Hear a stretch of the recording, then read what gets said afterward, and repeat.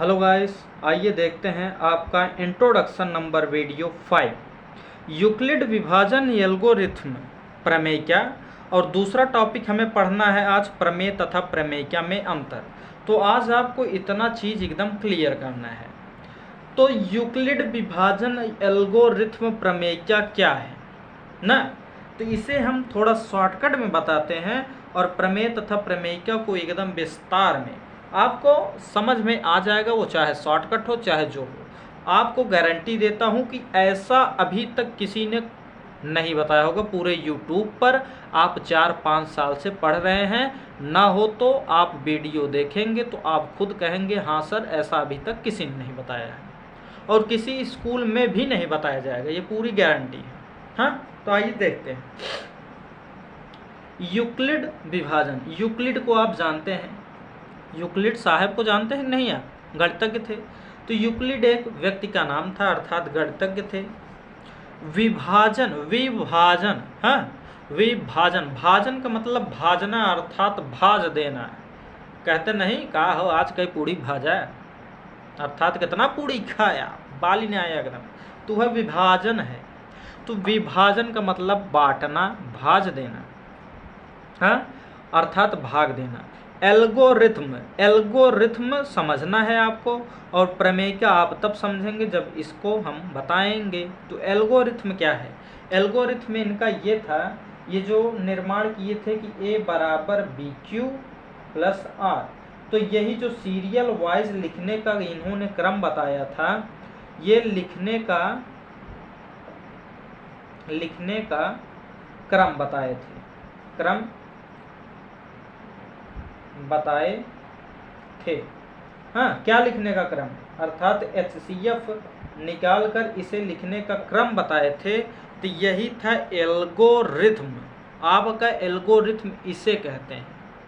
हाँ, एल्गोरिथ्म किसे कहते हैं? इसे कहते हैं। तो यही इन्होंने लिखने का क्रम बताया था। तो ये हो गए यूक्लिड विभाजन एल्गोरिथ्म। अब प्रमेयिका, तो इसी को हम लोग प्रमेयिका कहते हैं। अर्थात आप नहीं समझे, अर्थात इसके माध्यम से जो HCF हम लोग निकालते हैं, अर्थात मासा निकालते हैं, इसके माध्यम से हम लोग जो HCF अर्थात मासा निकालते हैं, highest common multiple, highest common factor जो निकालते हैं, उसी चीज़ को हम लोग प्रमेयिका कहते हैं। आइए समझते हैं प्रमेय तथा प्रमेय क्या। आशा करता हूं कि आपको यूक्लिड विभाजन एल्गोरिथ्म समझ में आया होगा। हाँ, तो आइए प्रमेय प्रमेयिका में अंतर देखते हैं, आपको एकदम क्लिस्टर क्लियर हो जाएगा। हाँ, आप कहेंगे हाँ सर आपके जैसा अभी तक किसी ने नहीं पढ़ाया। आइए देखते हैं प्रमेय। प्रमेय क्या होता है? ये पहले से सिद्ध हुआ होता है, ये पहले से सिद्ध हुआ होता है। जैसा कि आप सन 87 से पढ़ते चले आ रहे हैं, क्या एक फार्मूला पढ़ते चले आ रहे हैं, और उस फार्मूले को आप लोग बहुत अच्छे तरीके से हूबहू जानते हैं। कौन सा फार्मूला है? वो फार्मूला है आपका कि कर्ण स्क्वायर इक्वल टू लंब स्क्वायर प्लस आधार स्क्वायर। ये आप सन 87 से पढ़ते चले आए हैं, दादा बाबा आदम के ज़माने से पढ़ते चले आ रहे हैं कि कर्ण स्क्वायर बराबर लंब स्क्वायर प्लस आधार स्क्वायर। तो इस चीज़ को हम लोग प्रमेय कहते हैं। अर्थात जो किसी व्यक्ति ने अपने मन से, अपने विचारों से मेहनत करके, हाँ बहुत परिश्रम करने के बाद किसी सूत्र का निर्माण किया, किसी चीज़ का निर्माण किया है, उस चीज़ को हम लोग कहते हैं प्रमेय। अर्थात इससे पहले इसका निर्माण किसी ने नहीं किया था, हाँ, तो उसे कहते हैं प्रमेय ना। और उसी चीज़ में, उसी सूत्र में अगर कोई व्यक्ति आकर और किसी चीज़ को निकालने का तरीका बता देता है, तो उसी चीज़ को हम लोग प्रमेय क्या कहते हैं। तो यही अंतर है प्रमेय तथा प्रमेय क्या में। समझ में आया? प्रमेय उसे कहते हैं बच्चों जो किसी एक आदमी ने सबसे पहले उसी ने खोजा हो, तो उसे प्रमेय कहते हैं। बट उसी फार्मूले का प्रयोग करके और किसी चीज को निकालने का तरीका बताने को प्रमेयिका कहते हैं। हाँ, अब प्रमेयिका जैसे आपको बचपन से ही प्रमेय आप समझ चुके हैं। अब प्रमेय क्या, बचपन से ही आप लोगों ने ये पढ़ा है कि HCF निकालने की 2 विधियां हैं। कौन कौन सी? एक तो होती है भाग विधि। कौन सी विधि होती है? भाग विधि। और दूसरी आप लोगों ने पढ़ा है क्या? अभाज्य गुणनखंड विधि। क्या पढ़ा है? अभाज्य गुणनखंड विधि। तो ये 2 विधियां आप लोगों ने बचपन से ही पढ़ा है। भाग विधि में क्या होता था? 30 और 60 होते थे, तो छोटी वाली संख्या को बाहर करके बड़ी वाली को अंदर करके भाग दे देते थे। तो अगर उससे पूरा कट जाता था तो वही आपका HCF होता था। तो ये HCF हो जाता था आपका। और अभाज्य गुणनखंड में क्या करते थे? ये 30 और 60 ऐसे करके इसका LCM लेते थे। ऐसे 2 से काटे, सबसे पहले छोटी संख्या से काटते थे, ये ऐसे आ जाता था आपका ना, ऐसे ही आता था ना। बताइए, याद है कि नहीं आप लोगों को? तो ये आपका HCF हो जाता था गुणा करने पे जो आता था ना। आया क्लियर ना? 5 या 15 दूनी 30 दूनी 60, तो ये आपका HCF हो जाता था ना। ये तो हमने LCM निकाल दिया है। HCF आपका होता है जो एक ही संख्या से कटता रहे। तो ये 2 से अब कटेगा नहीं, तो ये 3 से कटेगा, तो इसलिए अब इसे 3 से काटेंगे। तो 3 5 15, 3 दहा 30 ना। 3 5 15 और 3 दहा में 30। और किसी से कटेगा? 5 से कटेगा, तो 5 1 5, 5 दूनी 10। तो ये आपका HCF हो जाता था। 5 3 15, 15 दूनी 30। देखिए यहाँ भी 30 आया, यहाँ भी 30 आया। तो ये सब तरीके थे निकालने के। बट इन्होंने इसी भाग विधि को अपनाया और उसमें एक सुधार कर दिया क्रम वाइज लिखने का। तो उसी सुधार को ही हम लोग प्रमेयिका कह देते थे। जैसे एग्जाम्पल आपको लेते हैं और समझाते हैं। हाँ, तो इन्होंने क्या सुधार किया? यही सुधार किया, A बराबर BQ प्लस R। जहां पर आपका क्या शेषफल जीरो जो होता था, शेषफल जो होता था आपका भाजक से हमेशा क्या होता था? छोटा होता था। अब भाजक क्या होता है? जैसे 5 से हम लोगों ने भाग दिए कितने? 6 में, तो 5 1 के 5, ये आ गया एक शेषफल। और जैसे इसी प्रकार 2 से हम लोगों ने भाग दिए 4 में, तो 2 दूनी 4, ये आ गया आपका 0 शेषफल। हाँ, अब देखिए यहाँ पर ये शेषफल है, नीचे वालों को क्या कहते हैं? शेष फल। ये शेष फल, ये भाग फल ना, यही सब कहते हैं ना। अब भाज्य, भाजक और शेषफल। शेषफल तो सभी लोग जानते हैं, भागफल सभी लोग जानते हैं। बस अटकते किसमें है बच्चे? भाजक तथा भाज्य में। किसमें अटकते हैं? भाजक तथा भाज्य में। फिर से बोलो बच्चों मेरे साथ, किसमें अटकते हो? भाजक तथा भाज्य में। किसमें अटकते हो? भाजक तथा भाज्य में। तो आज के बाद यह प्रॉब्लम भी आपकी दूर हुई। भाज्य और भाजक। भाज्य देखो उसे कहते हैं जो दोनों तरफ से क्या होता है? बंधा रहता है, जंजीरों में जकड़ा गया होता है, उसे कहते हैं भाज्य।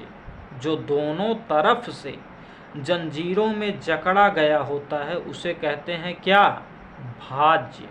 तो बताइए इसमें दोनों तरफ से जंजीरों में कौन जकड़ा गया है? तो आप कहेंगे सर 6 जकड़ा गया है।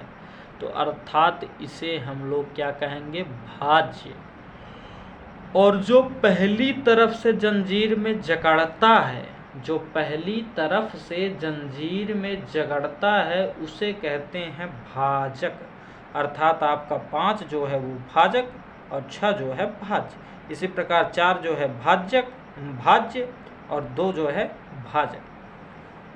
आशा करता हूँ कि आपको अब भाज्य तथा भाजक में कभी अंतर करने में परेशानी नहीं होगी, अगर आप हमारी इस कहानी को याद रखेंगे कि दोनों तरफ से जो जंजीरों में जकड़ा गया रहता है उसे कहते हैं भाज्य, और जो पहले जकड़ता है उसे कहते हैं भाजक।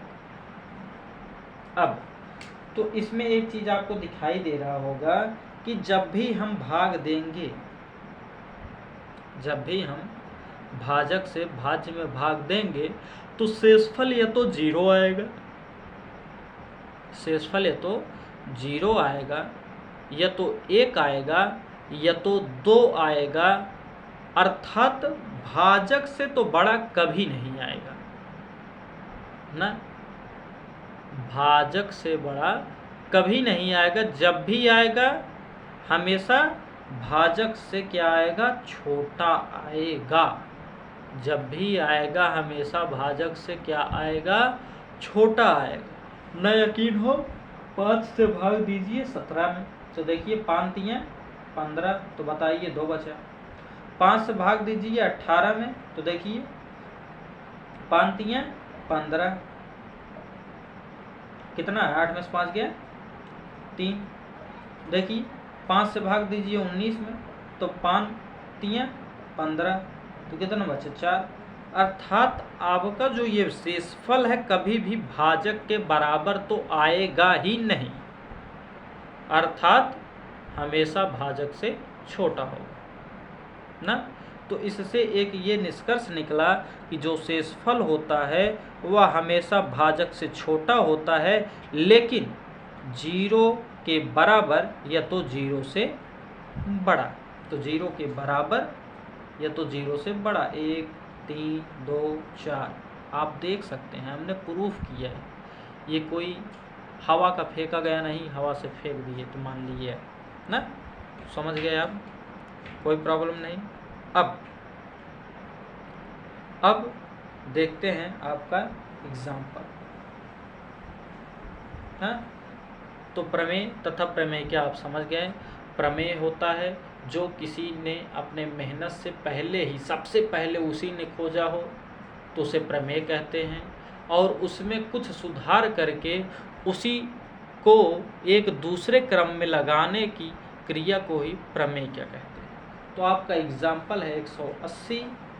हाँ, आपका एग्जाम्पल क्या है, 180, 252 और 324 का HCF यूक्लिड विभाजन एल्गोरिथ्म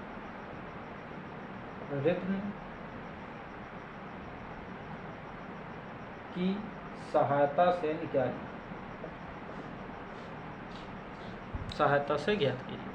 तो आप जानते हैं भाग विधि, इसमें सबसे पहले भाग विधि लगाएंगे तो 180 से भाग देंगे किसमें, 252, जो सबसे छोटा होगा उसे पहले और जो उससे थोड़ा बड़ा उसे बीच में। तो 180 1 180 घटाएंगे तो यहाँ 2 आया, 15 में 60 गया 7 हुआ। अब ये देखिए, जब अगर शेषफल आपका छोटा आएगा और भागफल आपका भाजक आपका बड़ा होगा तो शेषफल के पास भाग का चिन्ह बनाकर और भाजक को भाज्य बना देंगे। भाजक को क्या बना देंगे, भाज्य है, भाजक को भाज्य। अब 2 बार ले जाएंगे तो आ जाएगा 144। क्या आएगा, 144 घटाएंगे, 10 में से 4 गया 6, 7 में से 4 गया 3, ये 36। देखिए फिर इससे छोटा आया तो यहाँ फिर भाग का चिन्ह और 72 बीच में। 72 कहाँ चला जाएगा, बीच में, तो 36 गुना 72, ये आ गया आपका 0 शेषफल। हाँ, अब जो अंत में कटने से आता है, अर्थात जो भाजक आता है उसी भाजक से अब हम दूसरे अर्थात तीसरे वाले में भाग देते हैं। अगर चौथा होगा तो चौथे वाले में भी देंगे, इसी प्रकार बढ़ते जाएंगे।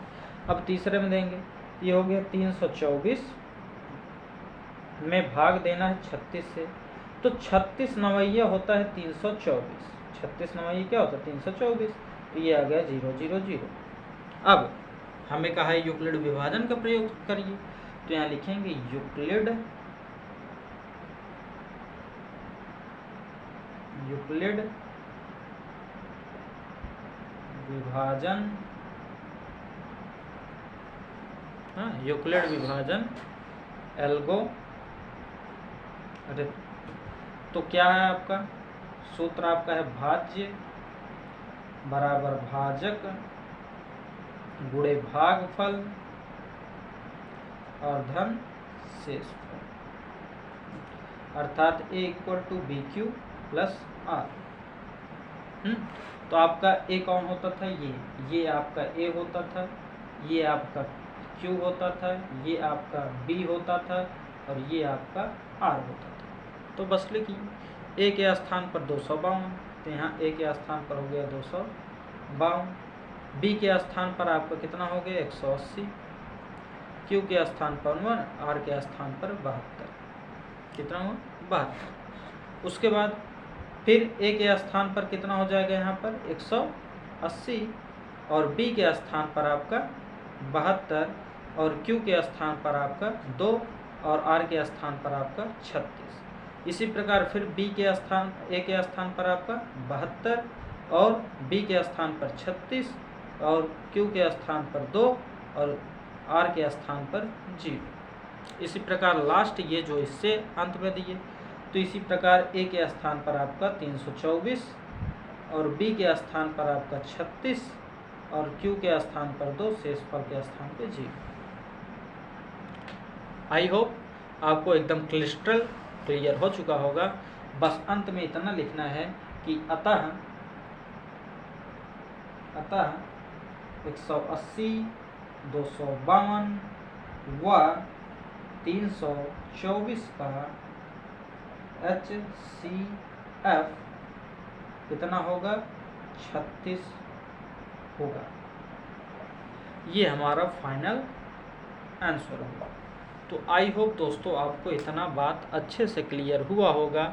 मिलते हैं अपने अगले वीडियो में, हाँ, एक लास्ट फार्मूले के साथ, और कल से आपका चैप्टर का सवाल स्टार्ट हो जाएगा। हाँ, ये आज एग्जाम्पल एक हमने बताया कि किस तरह लगाना है। अगर आपको आएगा तो आप चैप्टर का सवाल लगाइएगा, 2-4 नहीं आएगा तो मैं तो कल बताऊंगा ही। तब तक के लिए धन्यवाद।